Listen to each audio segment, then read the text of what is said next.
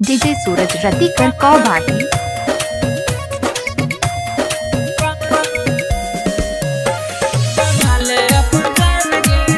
DJ सूरज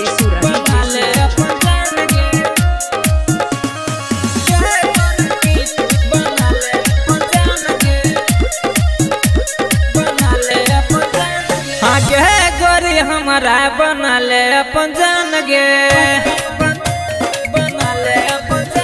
हाँ गे गोरी हमारा बना ले अपन जान गे, गे गोरा की तू बना ले अपन जान गे।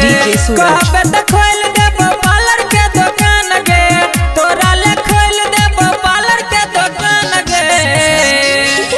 हाँ गे गोरी हमारा बना ले अपन जान गे, गे गोरा की तू बना ले अपन जान गे। क्या नाम है आपका? डीजे सूरज राजा। बना ले अपन जान गे। डीजे मुन्ना झिटकी बाजार मधुबनी। जे रहता तोहर ख्वाहिश गे, पूरा को देबो फरमाइश गे, पूरा को देबो फरमाइश गे।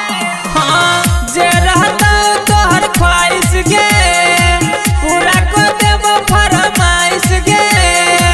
हमरा तू अपन बना ले न सजना, पूरा को देबो तोहर सपना गे।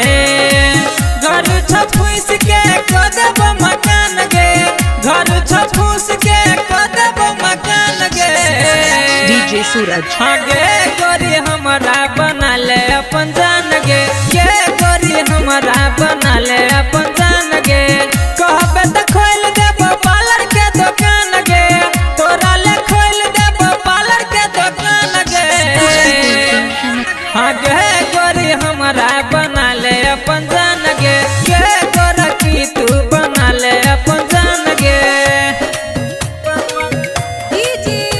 डीजे सूरज रतिकर कौबाटी। बना ले अपन जान गे, बना ले अपन जान गे। गे गोरा की तू बना ले अपन जान गे। सॉन्ग मिक्स बाय डीजे सूरज। बना ले अपन जान गे। करने पर तो कोनो काज गे, सबके चले है ऊपर राज गे, सबके चले है ऊपर राज गे। हाँ करने पर तो कोनो काज गे, सबके चले है ऊपर राज गे।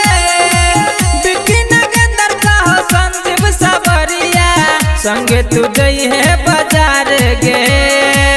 ज्ञानू के किया तू पहचान गे, ज्ञानू के किया तू पहचान गे। डीजे सूरज। हाँ गे गोरी हमारा बना ले अपन जान गे, गे गोरी हमारा